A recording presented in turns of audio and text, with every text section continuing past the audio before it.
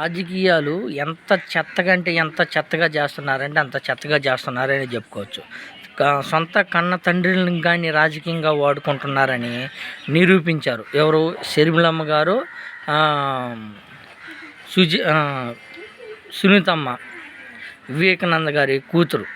అసలు మామూలు కదా, మన ఈ మధ్య ప్రచారం జరిగింది కదా, ఎన్నికలకు ఉన్నప్పుడు ప్రచారం విపరీతంగా. ఏదైతే పులివెందులలో షర్మిలమ్మ పోటీ చేస్తే షర్మిలమ్మకి సపోర్ట్గా ఈ సునీతమ్మ గారు కానీ, అసలు మా నాన్నగారు చంపారు, మా నాన్నగారిని చంపిన వాళ్ళు మీరు ఎలా ఓటేస్తారు, అతను అంతకులకు ఓటేస్తారా, అంతకులను నిలబెడతారా, అంతకులను గెలిపిస్తారా, న్యాయాన్ని గెలిపించండి, విపరీతంగా ప్రచారం చేశారు.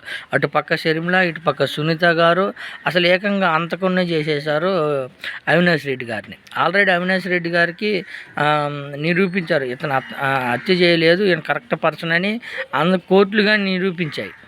కానీ షర్మిలమ్మ గారు కానీ ఎన్నికల కోడ్ ఉన్నా కానీ, ఎన్నికల కోడ్ ఉండి ఇలాంటి ఏదైతే కోర్టు కానీ ఒక సందర్భంలో వివేకానంద హత్య గురించి అసలు మాట్లాడకూడదు, ఆ కేసు గురించి అసలు ప్రస్తావన తీసుకురాకూడదు అని చెప్పినా కానీ, కోర్టు ఆర్డర్ ఉన్నా కానీ దాన్ని ధిక్కరించి విపరీతంగా మా నాన్నగారిని చంపిన వాళ్ళకి మీరు ఓటేస్తారా, అంతకులకు ఓటేస్తారా, న్యాయం గెలిపించండి, షర్మిలమ్మను గెలిపించండి, షర్మిలమ్మ అయితే మీకు అండగా ఉంటుంది, పులివెందులకి అండగా నిలబడిద్ది, మన షర్మిలమ్మ మీ వైఎస్ఆర్ బిడ్డ అని వెళ్ళండి. అసలు మామూలుగా కాదు, ఏకంగా వాళ్ళ తండ్రి మన్నాన్ని కానీ అడ్డు పెట్టుకొని రాజకీయం చేశారు.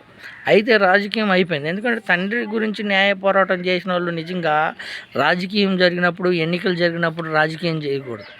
నిజంగా తండ్రి మీద ప్రేమ ఉండి, తండ్రి మీద అంతగా ఆప్యాయత ఉన్న వాళ్ళు రాజకీయంలో జరిగినప్పుడు, ఏదైతే ఎన్నికల కోడ్ ఉన్నప్పుడు, ఏదైతే కోర్టు ఆర్డర్ ఇచ్చినా కానీ పదే హత్య గురించి మాట్లాడడం, వివేక గారి మీద వేయడము విపరీతంగా చేసింది. కానీ ఇప్పుడు ఏదైతే ఎన్నికలు అయిపోయి ఓటింగ్ జరిగిన తర్వాత ఇప్పుడు కనీసం ఆ సునీతమ్మ ఎక్కడుందో, షర్మిలమ్మ ఎక్కడుందో కానీ కంటికి కనిపించాల. మరి మొన్నటిదాకేమో తండ్రి మీద అంత రాజకీయంగా వాడుకొని, ఇప్పుడు ఎలక్షన్స్ అయిపోయిన తర్వాత తండ్రి మరణం ఏందో, తండ్రిని ఎవరు చంపారో అని ఇప్పుడు పోరాటం చేయొచ్చు కదా, మరి ఇప్పుడు ధర్నా దిగొచ్చుగా, మరి ఇప్పుడు దిగల.